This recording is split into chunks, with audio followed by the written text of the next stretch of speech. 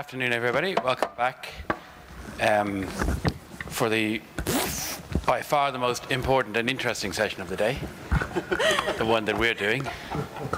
And it is kind of the center of everything because it's finance. And in every discussion we've had through the morning panels, through the side conversations, in some of the events we had yesterday, finance keeps coming up around energy efficiency in terms of just the need. You'll have seen in the analysis that we put out today that if we're to achieve our targets, if energy efficiency is to do what it's capable of in getting us towards net zero, as well as building greater resilience, reducing bills, and all the other benefits that we've been talking about, global investment in energy efficiency has to triple this decade.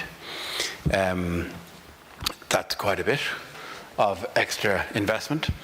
On the other hand, energy efficiency, compared to some of the things on our menu for decarbonisation, tends to rely on relatively mature technologies, and also technologies and solutions that pay for themselves through energy savings, through carbon savings, through wider benefits such as health, reduced pollution, better lifestyles.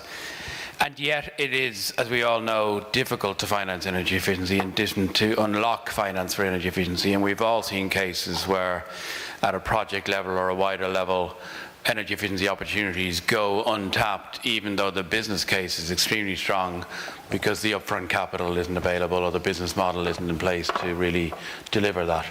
So we're here to discuss that, getting finance moving.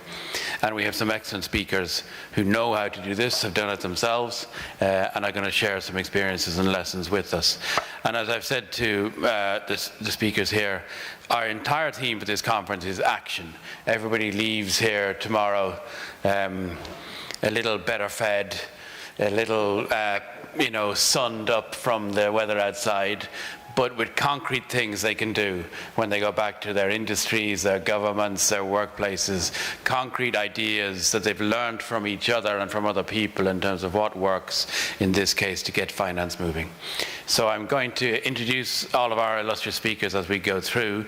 Colleagues, we have a lot to talk about in a limited time, so as succinct as you can be, it means we can extend the conversation. But I do want to make sure everybody gets to share their wisdom, and we'll do it in turn. So I'm going to turn first to someone who really does know about this topic, and he knows about it in a key area, which is Africa. As you know, we will be in Africa this time next year. For the first time, we've held our global conference in Africa, in Nairobi, which we're delighted about. And so some of these issues, we're starting a discussion today that will continue for the next year and beyond.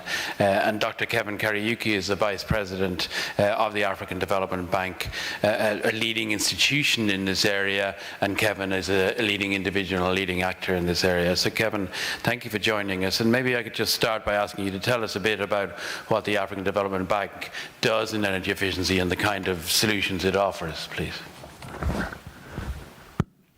Thank you very much, Brian. I think, let me start by saying that the situation in Africa regarding energy efficiency, in the electricity sector in particular, is very somewhat different from other parts of the world. And I say this because you have about 600 million people without access to electricity. And this amounts to about 43% of the population in Africa.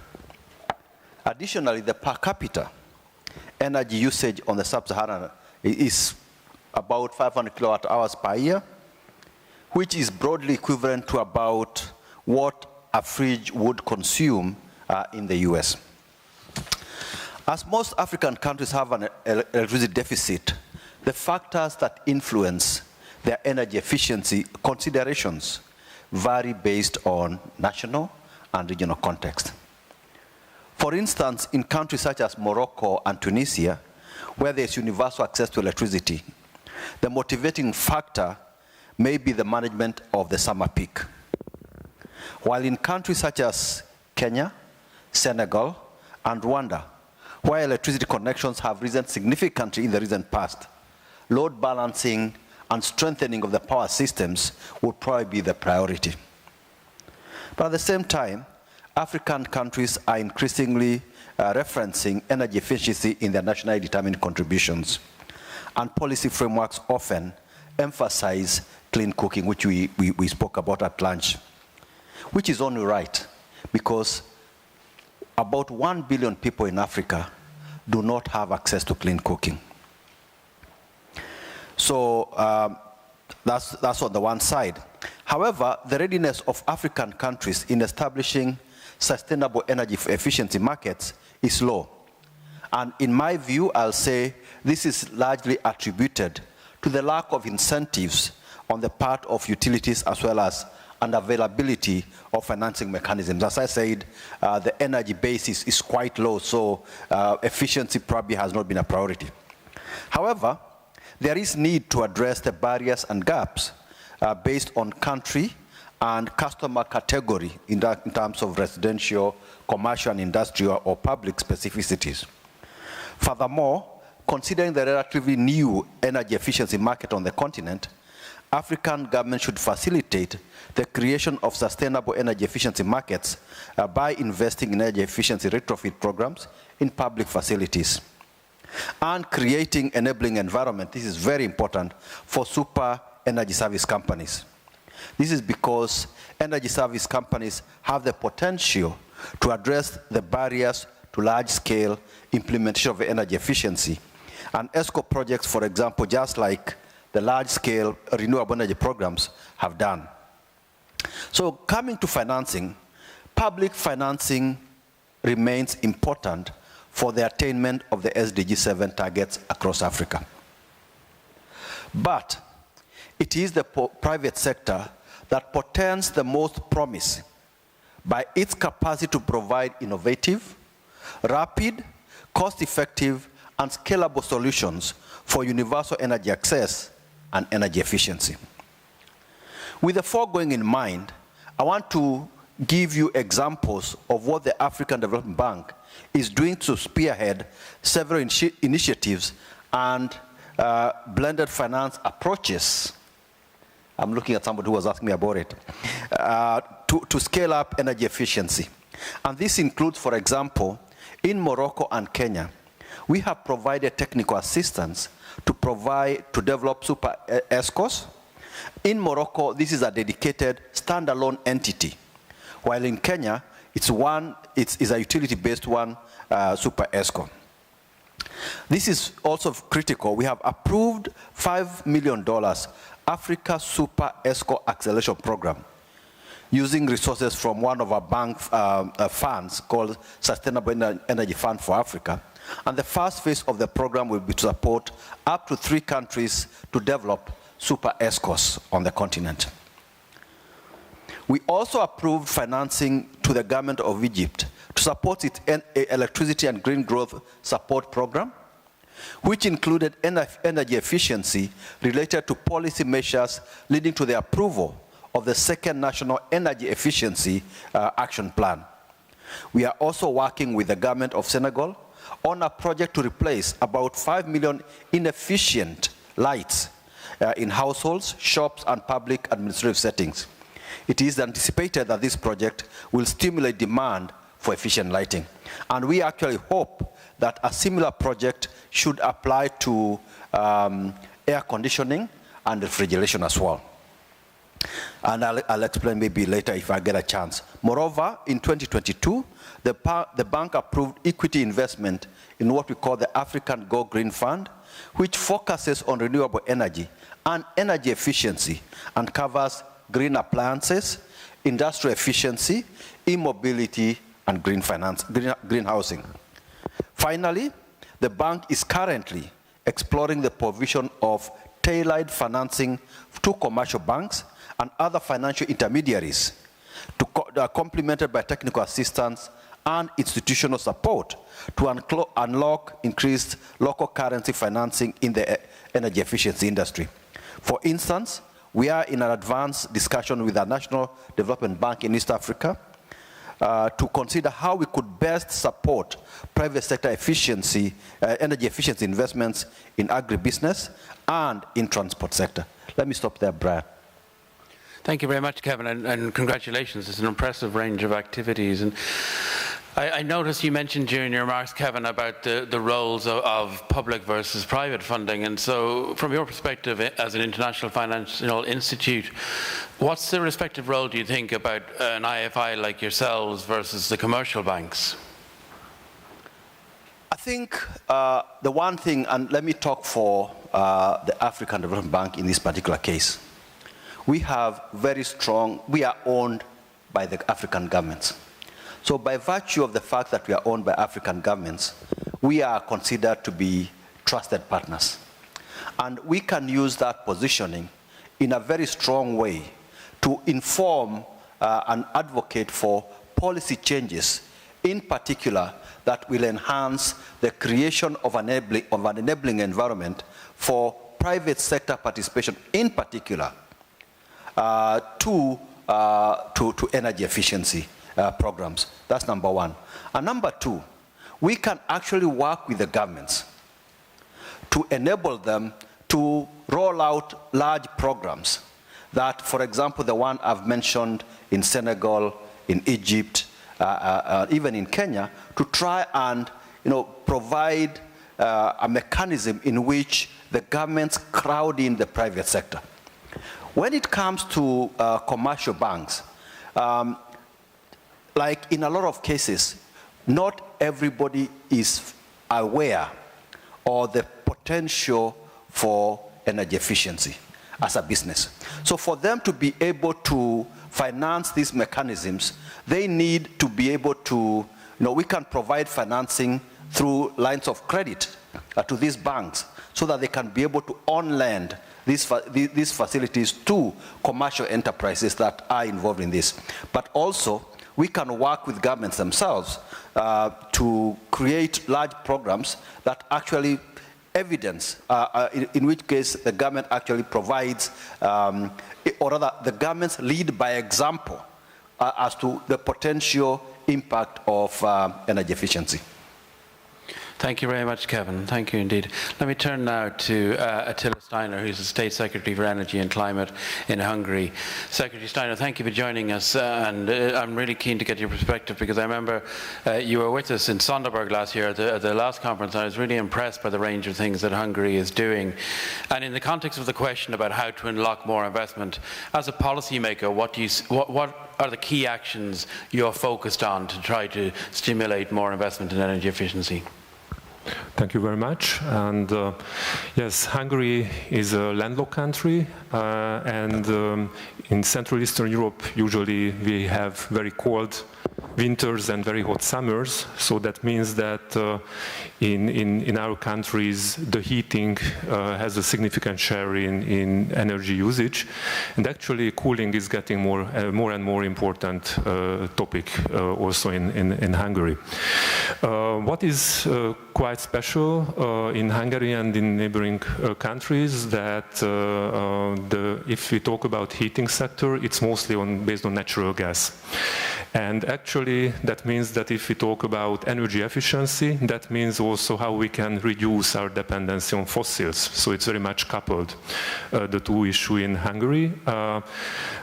More than 80% of the households are connected to the natural gas system in Hungary, but we have also district heating systems, which is of course efficient, but here 70% is based on natural gas. So that means that we should reduce that share. And how we can reduce that? One obvious solution is of course to use more renewables, and actually with solar we are progressing very well.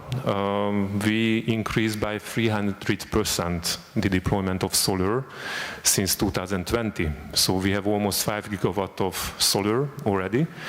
And we will reach our 2030 target also already next year. So I think this is very impressive deployment. It's much quicker than we expected. But we have still some untapped potential. And what was not mentioned this day, I think, and still important, where it is available, is geothermal. We have huge geothermal potential, but it's mostly for the heating sector. And the government's aim is to reduce this 70% gas exposure in heating sector to 50%. And that's why we already introduced some significant changes in the regulation, and we made much easier the exploration and production part of geothermal. However, here financing plays also an important role because it's a very risky business.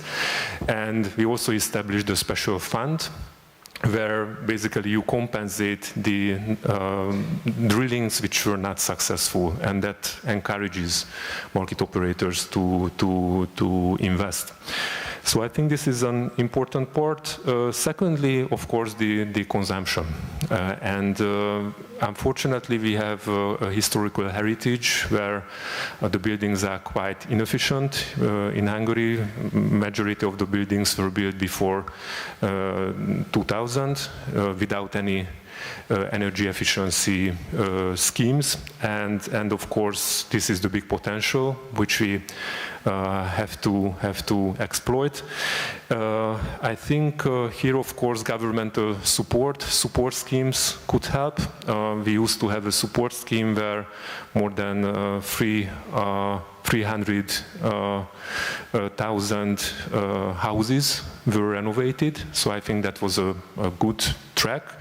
However, we want to also mobilize private funds, not only the governmental support, and that's why we also introduced a so-called energy efficiency obligation scheme, where the energy service providers are obliged to reach a consumption cut by their consumers. So I think this is a very good tool.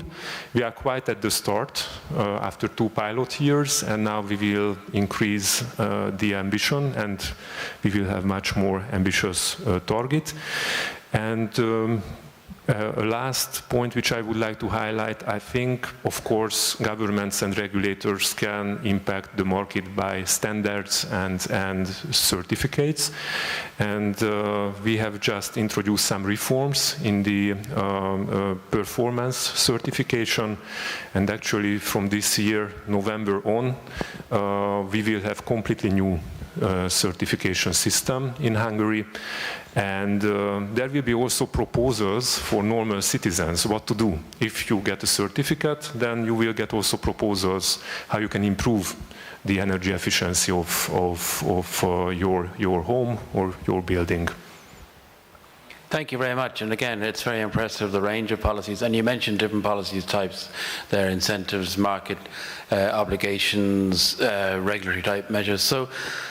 So when you're trying to unlock this private investment, how much do you see it as a question of spending a certain amount of state money that leverages more versus, let's say, non-spend instruments at your disposal that then just drive the market to invest? I think if you would like to use more market forces and market private operators' potential, then you need to create transparency. And that's why it's also our plan that we will create a secondary market for those certificates for companies to be able to trade with that. And that will be like an exchange in very transparent circumstances. So I think transparency is very important. And also the trajectory that they have to do that. And actually, what I realize now, if I talk to companies, that firstly they acknowledged this system as a burden, but now they see it as more as a market potential and market business case. And I think this is the right approach.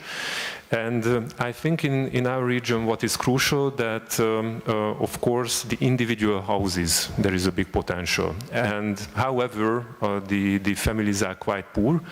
And for them to conclude a deep renovation, it's not feasible alone. And even if we provide support, like 50%, 60%, they still have to pay the remaining investment. And this is too much. So I think the key question, how we can use innovative financial tools to bridge that this funding gap, but also from a citizen's point of view. And here, I think energy service operators could provide very good offers to citizens because they have the portfolio effect, and that shall be somehow unlocked. Thank you very much, Secretary Steiner. Very interesting. So we spoke a little bit about different types of finance a minute ago, and let's talk about another type of finance, which is philanthropy finance, which is becoming much more important, I think, in the climate and energy space, and maturing, I think, to a certain degree in the energy efficiency space, which maybe wasn't the case even just a couple of years ago. And one actor driving that trend very much is Sequoia Climate Foundation, and so we're very fortunate to have Yasmin Murzinia with us, who's a program director in Sequoia. Did I get close to your name? That's good. Oh, good, thank you. So thank you for joining us. And yeah, let me just start there. How do you see, what's the particular role, do you think, of philanthropic foundation funding in this phase, please, Yasmin? Thanks, Brian, and so nice to be here. Let me just make one word of clarification before I go into my remarks, because the front page of the FT today had Sequoia Capital all over it, and I just want to be very clear for the audience as well as my panel co-members that Sequoia Climate Foundation is not related to Sequoia Capital in any way, shape, or form, apart from sharing clearly a love for the tree that is in California. So that might help clarify and be helpful context for the remarks I'm going to give. First of all, and before I get into that, I just want to thank IEA for your leadership, not just in carving out the space to have the discussion about energy efficiency and the importance of it, but also carving out the pathway forward with the 1.5 degree scenario. Putting this front and center of your work has set a new baseline of ambition for the planet, and the implication of no new money for new fossil fuel expansion. It's bold, it's brave, and it speaks to truth.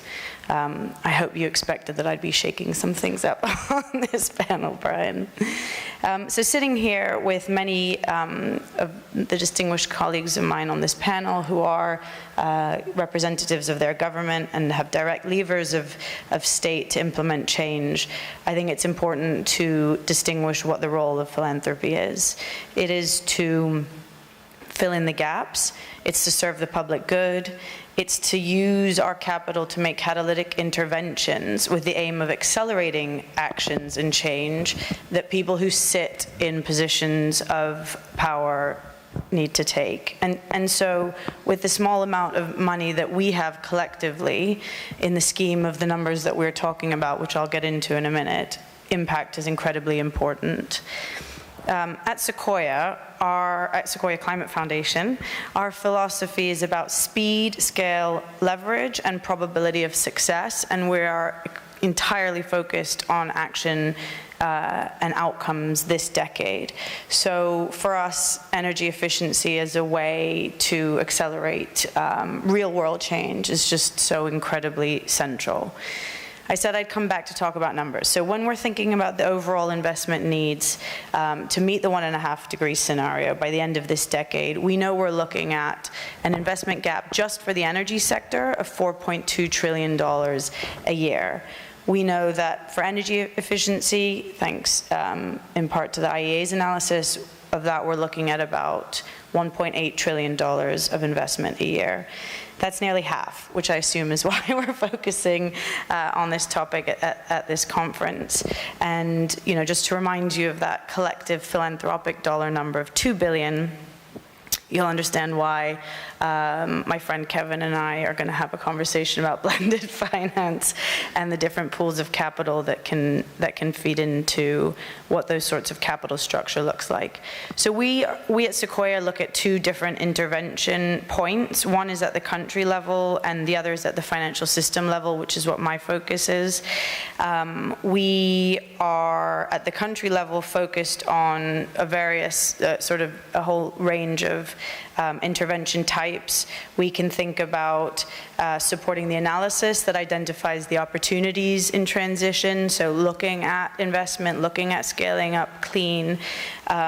We can support national energy efficiency visions and targets, and really support early, clear, smart policymaking, which I'm excited to hear about from the rest of our colleagues in government, and thank you for sharing what Hungary is doing on this. In emerging and developing markets, this sort of action and policy has a co-benefit of acting as a trigger to accelerate inclusive growth as well, and development finance, which is a whole nother area of finance and investment where energy efficiency can bring massive benefits and contribute to SDG 7 goals. The other thing that we think about is capacity building. So making sure that countries, whether it's at the federal level or regional, state level, have the people who have the climate expertise, who understand what it is, who care about it and who know what to do about it, are there in the right positions to be able to then sort of take on localized, aligned targets and deliver on them. That's probably one of the biggest areas of philanthropic sort of activity and work at the moment. And I hope we'll hear from some of our colleagues in discussion that this is something that at the country level actually is, and even at the IFI or MDB level, is incredibly empowering and enabling.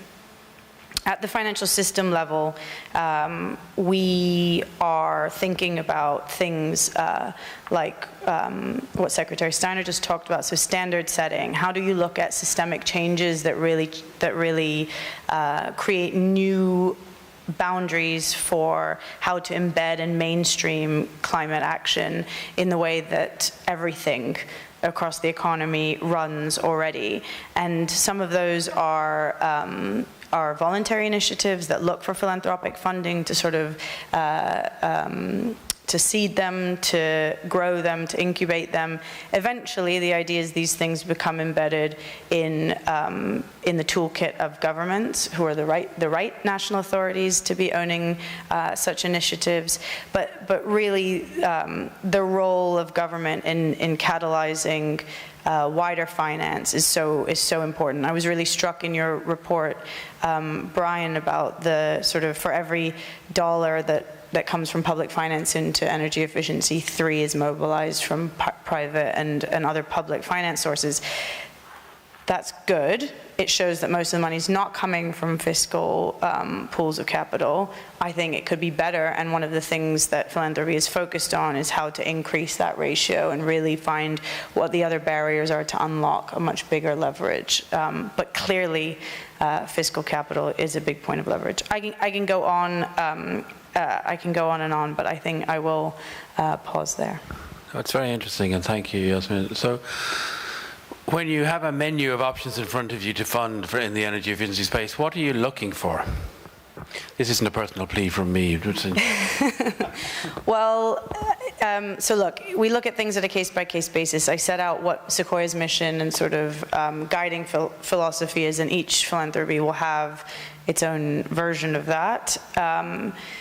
For us, it's about impact this decade, and it's about having such a high degree of leverage that we really play in the systems place, so the systems change space. So working with partners who can work with governments and influence, help, support, influence, train up, build capacity, empower, enable. That's a very interesting type of an intervention. Looking at the international standard setters who are really who really are the pioneers and are going to be the holders of what a transition plan looks like, and how, what data you need to disclose against that, and how you need to disclose, and help investors actually allocate capital towards climate positive economic activity. These are the kind of systems interventions that we are interested in. I like to say we're trying to fish with a net, not with poles.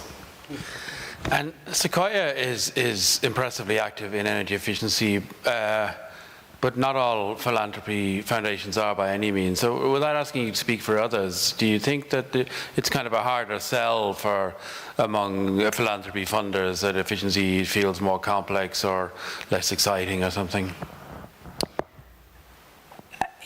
I don't want to speak for others, like you said, and I should disclose that I am a recently converted, long-time finance ministry official from the UK who's just recently joined philanthropy. But what I think that shows is that the field of philanthropy is actually changing, and philanthropic strategies, the level of expertise and technical knowledge in new areas is growing. What I've found is that there have been a lot of successes in, and therefore a lot of resource has been put into campaign and advocacy activities, mobilizing sort of from a grassroots level, and very focused on the fossil fuel sector.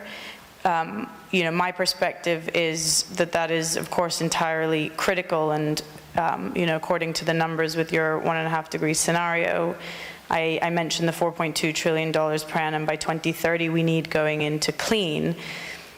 On the fossil fuel side, we're trying to half the 800 billion to around 400 or 450. So when you're even looking at the scale of number, the importance of interventions to unlock and redirect investment to clean, efficiency savings, these are all part of the same thing, is just so, it's 3 times more important. And sorry, just to kind of, the last number is to close the gap on the 4.2, we're looking still at about 3 trillion. So it's even more important for us to focus on that side than the anti, and you know, hopefully we'll see those priorities, or the reality shifting the priorities of how philanthropy thinks about intervention. Yeah, indeed. Thank you. Thank you very much, Yasmin. Our next speaker is known to many people here, of course. Minister Claude Termes, Minister of Energy and Spatial Planning in Luxembourg, has been a champion, I could even say doyen, of energy efficiency over many years. So, Minister, thank you for joining us. And maybe just ask you to reflect a bit on this question, because both at a European level and a national level, you spent many years thinking about what are the key policy actions to unlock energy efficiency investment. What are the key learnings you could share with us, please? Thank you for the flowers. I think, to be clear, the most important is standard setting. In Europe, 50% of all efficiency is triggered by eco-design legislation. If you cannot sell any fridge, any deep freezer, any TV, any other, or a lot of the energy-intensive consumer goods, if you can only sell efficient, the money will go there. So that is the most important. And because that is the most important, Luxembourg has, from 1st of January on, only fossil-free new buildings. The reference technology is a heat pump. It is impossible to build a fossil heating system in Luxembourg. So all the finance for new buildings goes where it should go. So standard setting is the most important. Then the other instrument which we are using is an instrument which we have discussed very long at the EU level, which is the energy efficiency obligation, and which I'm pleased to see that Hungary is also taking this up. What is an energy efficiency obligation? You have gas and electricity retailers. This is not poor companies. This is people sitting on millions, and in bigger countries on billions. So in Luxembourg, you get only a license to be an electricity or gas retailer if you save away every year 1.5% of your overall sales. You have to save them away by doing joint investments with industry, joint investments with office buildings, joint investments with citizens. And this is a huge part of our energy efficiency, especially in the industrial, improving the industrial operators. We are on the way to add to this a de-risking instrument, because sometimes when you have a third party coming into the game, you can insure everything in a contract, but not the default of the one or of the other. And for that, we are now taking some government money to organize the de-risking. But it's this energy efficiency obligation, that's one law you pass, and then you have a huge machine which is triggering energy efficiency. And Luxembourg is a small country. It takes me one civil servant to manage this. It triggers millions of investments, and it triggers 50, 70, 80, 90 energy experts on the ground in the gas and electricity companies. So one law, one civil servant, a fantastic leverage. So energy efficiency obligation is, I would say, the second most important instrument, at least in our national energy efficiency policy in Luxembourg. And then the third issue is, of course, we are quite a wealthy country, so we throw a lot of grants, especially at individuals. This year, we even go to very exceptional because of the energy crisis.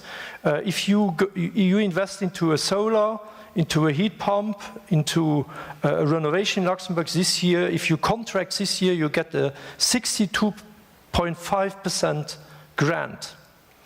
That we will not be able to sustain very long, but it has triggered a fantastic tsunami of solar, of heat pumps, and we are also getting higher in renovation. But when I come to renovation, we have, because of the interest rates went up, we have now a gigantic problem in Europe. Banks are no more lending money. And the combination of high interest rates and the taxonomy, where taxonomy is a fantastic tool because it forces also on the financing sector that they have to integrate into their general risk strategies the carbon risk. So what does that mean? I have a bad insulated building. I come to the bank. The bank is today refusing to give me a credit because they don't want to have another bad asset in their reporting to the central bank. And this is a complete drama in Europe, and we have to change this, and we have a concrete idea how we can change this. We have to introduce two instruments at EU level. The first instrument is what we technically call a mortgage portfolio standard. In Europe, the car manufacturers have, over their fleet, they have to improve their performance. That is the so-called CO2 and cars legislation. So what we need is the banks, the portfolio of existing buildings of the banks has to be graded, let's say, in 24, and from there on, the banks will have to improve their rating. This is one law, one institution, it's the European Central Bank which can take care of that. And with this one law, with this one institution, all banks, and this I speak here about 7 trillion. 7 trillion is the amount of money which of credits European banks have handed out or on housing. 7 trillion.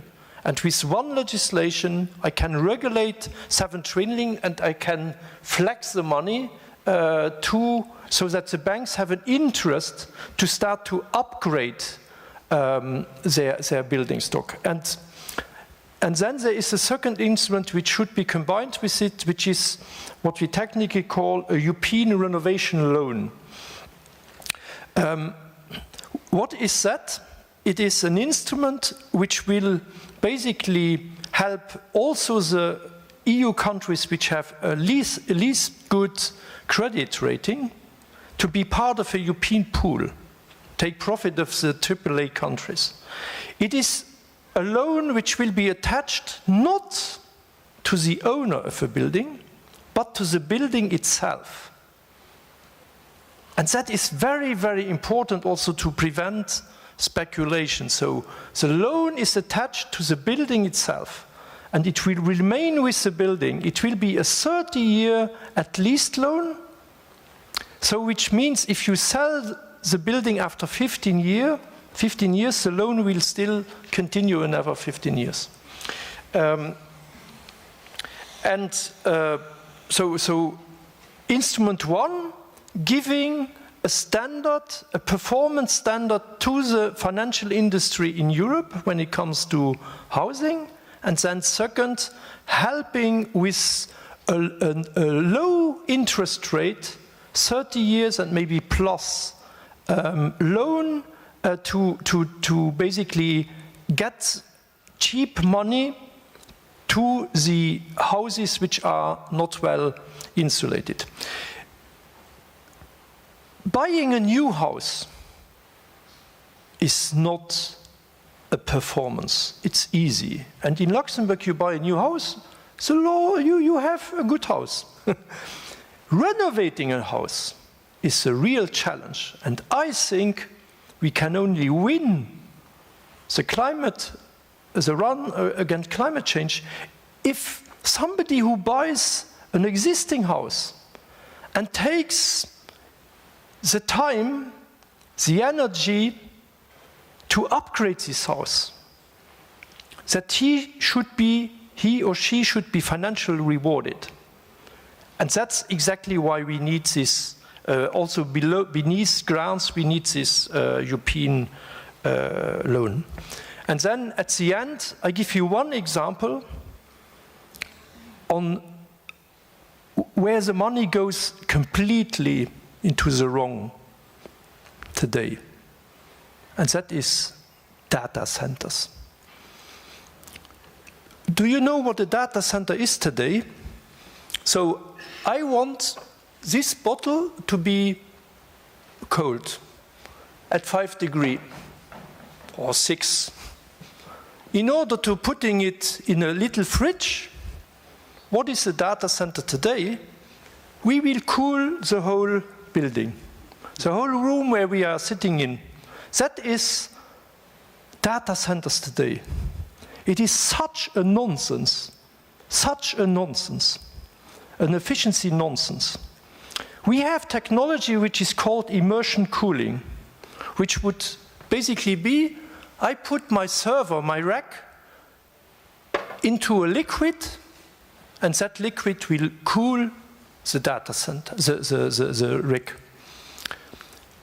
That technology is existing. Nobody is investing into it because of one single thing. The guarantee that the server will function when I have it immersed. And why? Because all servers are sold with a little fan in order to allow the air condition, the air cooling, which is very inefficient. And nobody is insuring a server without a ventilator. So one decision in Europe, or better, one decision, I would say, EU, US, Japan, South Korea, that is the critical mass, that servers will be now labeled to function in a liquid that will diminish the energy efficiency, or that not diminish, that will raise the energy efficiency by a factor 8 or 10. A factor 8 or 10. And, very important to understand, all existing data centers can put 5 to 8 times more IT into their bunker. Because when you cool it liquid, you need less space, because today in these nonsense bunkers, you have to get a lot of space between the servers, because otherwise the air is not flowing. So it is a perfect business opportunity, but nobody is doing it because there is no standard for servers without ventilators. And we can talk for hours here. If we don't get data centers more efficient, and I say this to the Googles and others of this world, it's not about having a long-term renewable power purchase agreement for inefficient data centers. Data centers will eat up amounts of green electricity, which is completely unsustainable. So we need a standard now for liquid immersion cooling data centers. Europe has a door opener since 1.5 years in its legislation.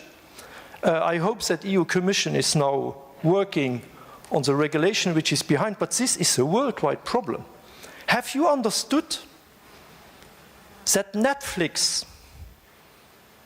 plus gaming is exploding the IT need in a way which nothing else, I think even aviation is not as bad in climate basically negative than Netflix plus all the gaming which goes now from a console which I had myself to get to the internet. So I think it's important to understand the dimension of this.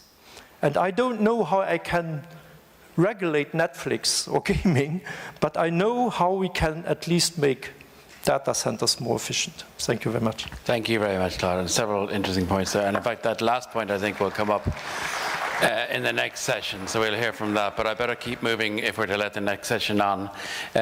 So let me turn a little east now to Moldova, where we're joined by Viktor Parlikov, the Minister for Energy. Minister, we're delighted you're here with us. So please do tell us a bit about your perspective on how to drive energy efficiency investment in Moldova. Thank you.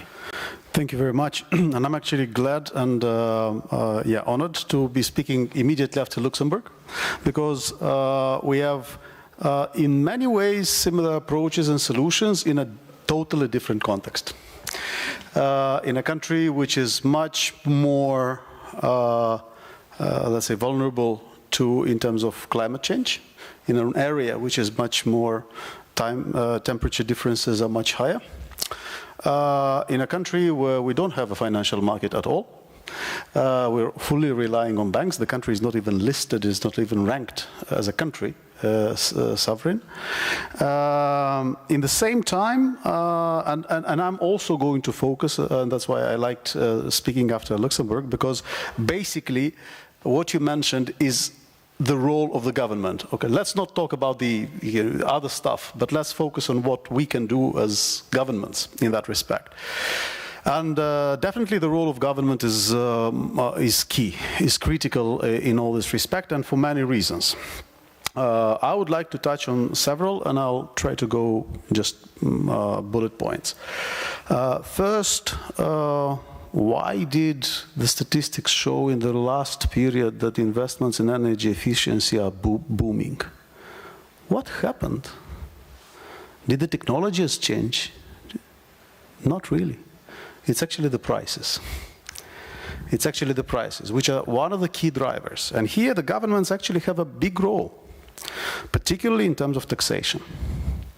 And here I'm coming from a country which is a relatively poor country, and that's why we were trapped for a long period of time, and we still are, let's say, collecting the negative consequences of the populist decisions related to, okay, let's keep prices for energy low. Let's do no taxation for household electricity consumption. Let's cancel the VAT on, or subsidize the VAT for gas because people are using it for heating. As a result, most of your energy efficiency investments lose in their attractiveness. Secondly, your budgetary envelope is actually reducing a lot. And third and foremost, it's simply not fair, because the biggest beneficiaries of this fiscal subsidies are actually the rich ones who consume a lot. It's not the poor ones. In our case, on the other side, it's extremely unpopular when you're in a governance. And as an expert, it's easy to speak, we should do that. When you're in governance and you have to assume a political decision to raise the taxes and therefore the end user prices, it's difficult to find a good moment. And I personally think that now is about the good moment, probably one about the best moments, after, particularly in Europe, I mean, after the drop of the prices for gas, to start to reshuffle and start to rebalance and eliminate the fiscal subsidies that are still there. So one thing I would like to mention is particularly this. End user prices for energy affect a lot the feasibility of your investment and also the ability of the government both to support the vulnerable and to incentivize and compensate and subsidize investment in energy efficiency. That's point one. Point two, by the way, in this respect, in Moldova, we introduced, similarly to Luxembourg, we call it a fiscal obligation, financial obligation on all companies that are, distributing energy, distributing gas, petroleum products. It's basically meant to be a per kilowatt hour consumption payment that is not directly fiscal, that is going to energy efficiency agency, so that to enable them to actually act on the subsidizing and implementing energy efficiency projects. Second, we have such things in the post-Soviet area. We have such things as post-Soviet multi-level residential blocks, which were built during Soviet times, when it was important to have them cheap, fast. Energy efficiency was definitely not their strong point. They're basically radiators. And the energy efficiency potential in these buildings is enormous. That's why it's not by surprise that in Moldova, priority number one in terms of decarbonization, and our agenda is decarbonization, is, let's say, we're trying to be more ambitious and achieve decarbonization ahead of 2050 timeline proposed by EU.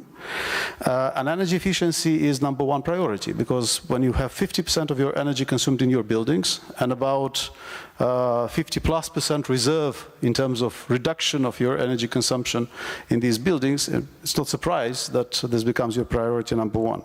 And here we have let's say, the difficulties with condominiums, because in a condominium you always have different types of people. You have people who have the money and can make their contribution. You have people who don't have the money up front, but if there is a financial instrument, they can get it and participate. And there's always people who don't have money and won't have it, who can simply not do it. That's why in our country, it's so far, let's say, a piloting, a testing period, but we're trying to create this cooperation between the Energy Vulnerability Fund, where vulnerable consumers are subsidized, with energy efficiency investments, and create products that, rather than the government spending money to vulnerable households by basically compensating their losses, to make that, to contribute it to something that over a longer period of time will reduce their exposure and improve their energy efficiency. Again, these are so far at pilot stages. It's early to kind of boast about the results, but the logic of it is in this direction, because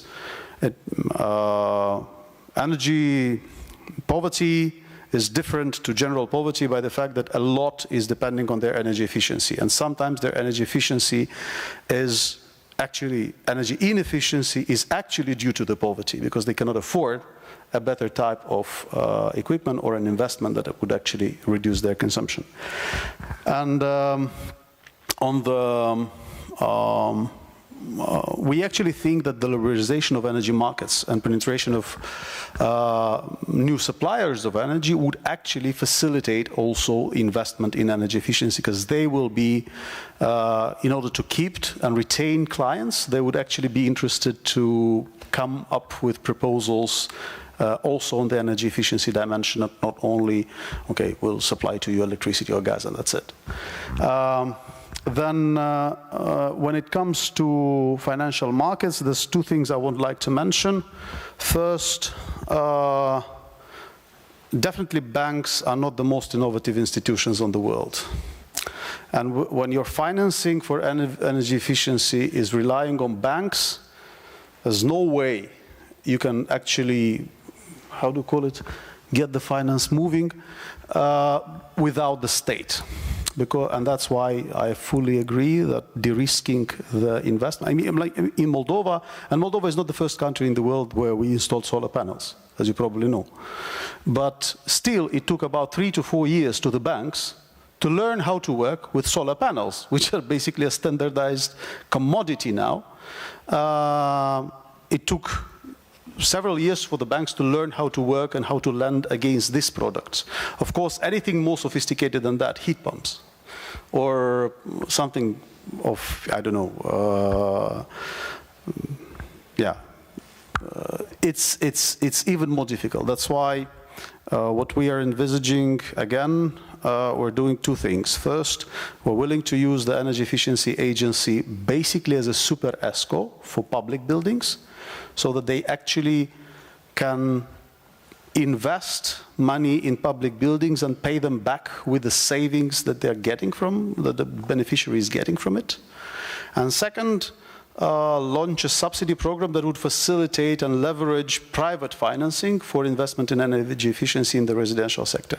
At first, we will start with just a general grant component, matching grant component, but eventually we hope to grow, to develop to the level of a financial, more financial maturity to do more sophisticated products like interest rate subsidies, like loan guarantees and other forms of de-risking, so that we actually can put higher ratio to $1 of government funds to mobilization of private funds.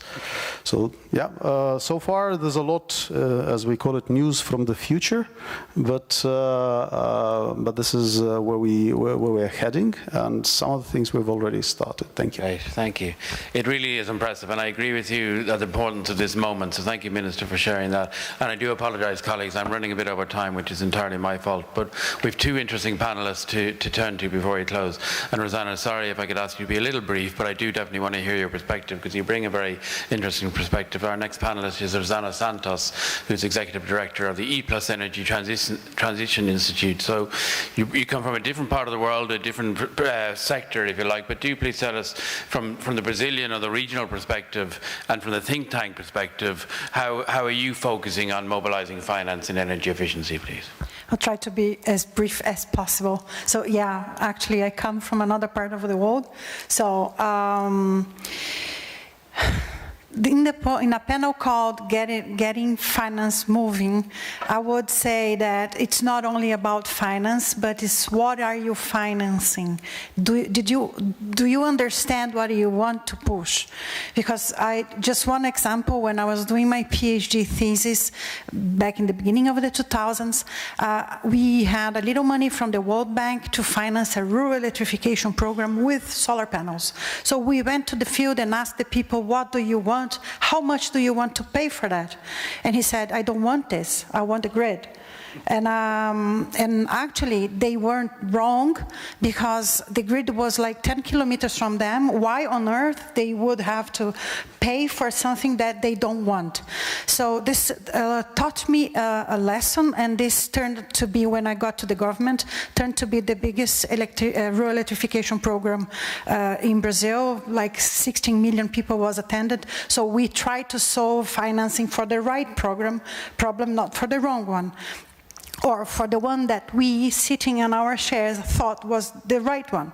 So this said, Brazil has been involved in energy efficiency programs since 1985. There was the first one, which was more or less labeling and certificate of appliances. Then in 2001, there is a national conservation plan, energy conservation plan, which is basically about buildings.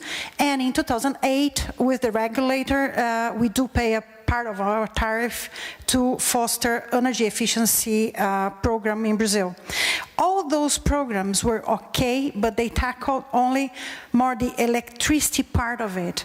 When you have to go to the thermal part of it, which is now the way to go, air conditioning or even thermal processes doing industrial processes, you have to have another way of financing or pushing the society to go that direction. So what I see, and to be really brief here, is that it's a mix of capacity building and capacity building of all the stakeholders on the supply, the energy efficiency supply chain, including banks, because many times when they want to finance something, they don't really understand, so the spread of this financing is really high. And so capacity building all over the supply chain, including the energy services companies, that they are much used to deal with electricity, and when they have to deal with something different, they say, no, this is not my business, I'm not going there. So it's also a matter of capacity building there.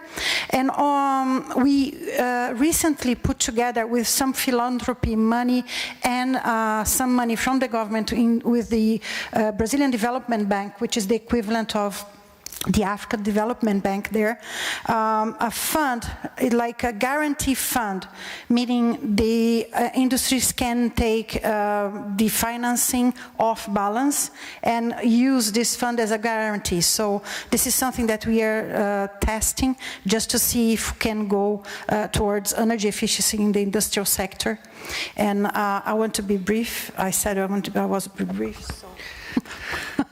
I appreciate it, Rosanna. Thank you. That was really interesting, and I do hope we can discuss it further later. But let me move now to Singapore. We're delighted that we're joined by Tan See Leng, who's the Minister for Manpower and Second Minister for Trade and Industry in Singapore. Minister, we're delighted you're here with us. And I wanted to focus on a specific scheme that caught my eye in Singapore, which is the grants you have to support energy efficiency investments in SMEs and in business. So as a particular instrument, could you tell us a bit about how you're supporting businesses invest in energy efficiency in Singapore, please?